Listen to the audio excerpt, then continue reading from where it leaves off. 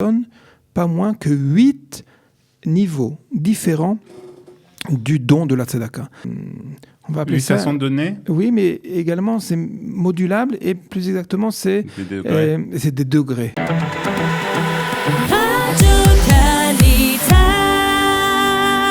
Bonjour Rav Avraham Drey. Shalom. Merci d'être avec nous comme chaque lundi pour répondre aux questions des auditeurs sur différents sujets liés à la halakha, au judaïsme. Et je rappelle que si vous voulez poser vos questions, vous pouvez le faire au 050 430 80 20 sur notre page Facebook de Studio Kalita ou encore sur studiokalita.com. Et nous sommes dans la semaine de la Tzedaka sur Studio Kalita avec dimanche prochain une grande journée de dons et de solidarité.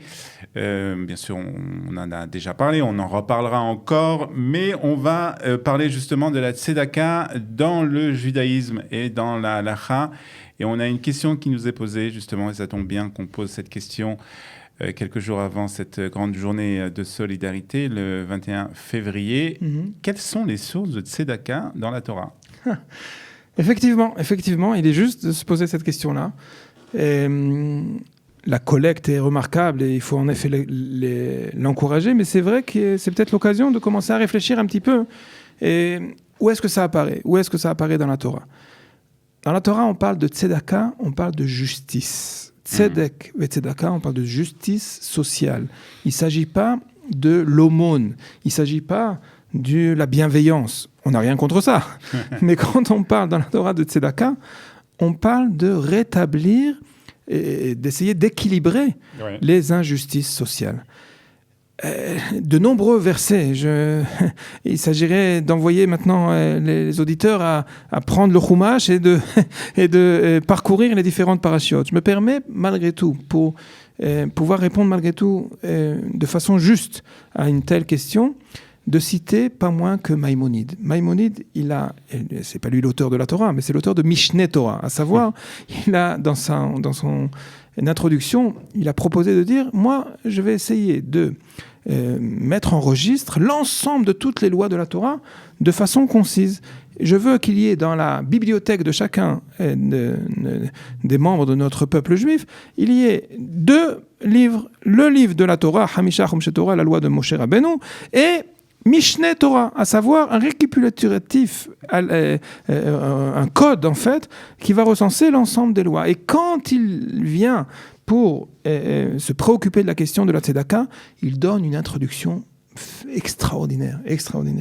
C'est rare d'ailleurs, dans la façon que celui qui a l'habitude de consulter le Maïmonide, c'est rare de voir de quelle façon il introduit tout cela.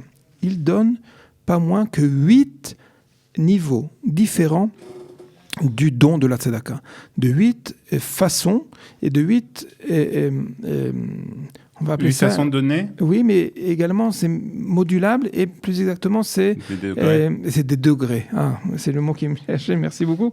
De quoi il s'agit ? Le top, le top du top, c'est une sorte de don préventif. C'est de permettre, c'est un des versets de la Torah justement, qui est des sources de cette tzedaka, c'est d'empêcher l'échec qui serait ensuite presque irréversible. À savoir, quand tu vois qu'il y a quelqu'un qui est sur le chemin d'être dépendant des autres, il va falloir trouver un moyen de lui tendre la main de façon à lui rétablir une source de parnassa. Ça s'appelle donner du travail à une personne, trouver par toutes sortes de moyens des relations ou le hub de l'emploi de Kalita, trouver un des moyens qui va lui permettre de ne pas être dépendant de la charité ou de la bienveillance des autres, de ses prochains. Lui donner une canne pour pêcher. Exactement. C'est une très bonne expression, excusez-moi. Voilà. Ensuite, quand c'est pas possible de lui trouver un travail, on va pouvoir éventuellement établir une sorte de partenariat. on va faire une sorte de shoot-à-foot, de collaboration qui va lui permettre, même si c'est pas, ça ne pourra pas subvenir à tous ses besoins, mais en tout cas, qui va lui permettre de conserver son respect. C'est le mot exact. Merci beaucoup. Je suis très content de cette collaboration. En effet, sa dignité. Parce que quand on a parlé de justice, quand on a parlé de don, quand on a parlé de pouvoir subvenir aux besoins de quelqu'un qui est devant nous et qui est dans le besoin, il va falloir malgré tout conserver la dignité humaine. Il s'agit véritablement d'avoir l'impression, de lui laisser l'impression qu'il mérite ce salaire-là. OK. Il y a une catégorie qui est numéro 3 dans le Rambam qui s'appelle faire un prêt. On aurait pu croire que la tzedaka, c'est uniquement un don. Non, parfois, on peut parfaitement savoir que si je peux pas les mamènes, je peux pas entièrement contribuer par une donation, je peux parfaitement donner un prêt. Et ce prêt-là, je gagne les deux. Je gagne à la fois le respect de celui qui va recevoir, parce qu'il sait que si au moment où il va s'en sortir, au moment où il va l'itmoded, il va être confronté à une difficulté, il va prendre en effet acte de ce prêt-là, mais il va également pouvoir permettre, une fois ce moment passé, une fois rétabli dans son confort économique, pouvoir rendre parfait. Yeah. Si même ça... Ça existe aussi, d'ailleurs. Ça aussi ouais. C'est, le fonds en gaine. C'est le moment, en effet, de rappeler ça aussi également. OK, on a essayé les 3 premiers moyens, les 4 premiers moyens, on n'y arrive pas, alors en effet, donner la tzedaka. C'est intéressant de savoir que pour le Rambam, c'est au milieu des 8 niveaux. C'est pas forcément, la tzedaka, c'est pas forcément donner, attribuer à quelqu'un qui a besoin, et en effet, le faire, et c'est l'occasion d'appeler à cette collecte-là, de prendre conscience que notre responsabilité, c'est également de pourvenir aux besoins de l'ensemble de la collectivité d'Israël. OK. Maintenant, quand on donne, il y a différents... C'est le 5e. Il a fait. La meilleure façon de donner, c'est de donner à quelqu'un qui ne saura pas l'identité du donneur, et que même toi-même, tu ne sais pas l'identité, de façon, encore une fois, il y a toujours cette notion, cette dimension du respect humain qui va rester. Même quand on va attribuer un don, le mieux, c'est de faire ça de la plus grande discrétion et de permettre en cela de laisser cette dignité à celui qui reçoit. Avant même de respecter cette dignité, s'il y a moyen de les ahot, d'identifier les besoins avant même qu'ils demandent, avant même qu'ils viennent à la telle ou telle coupa de tzedaka, avant même qu'ils viennent chercher son panier, c'est d'être capable d'être attentif et d'avoir une marechet, un système qui permet de signifier et d'établir le don avant même qu'il soit demandé. On arrive au 7e. 7e, c'est donner de son plein gré, ça c'est parfait, mais sois attentif aux besoins. Sois attentif, parfois, c'est vrai, même parfois entre 2 personnes qui n'ont pas forcément dans le besoin.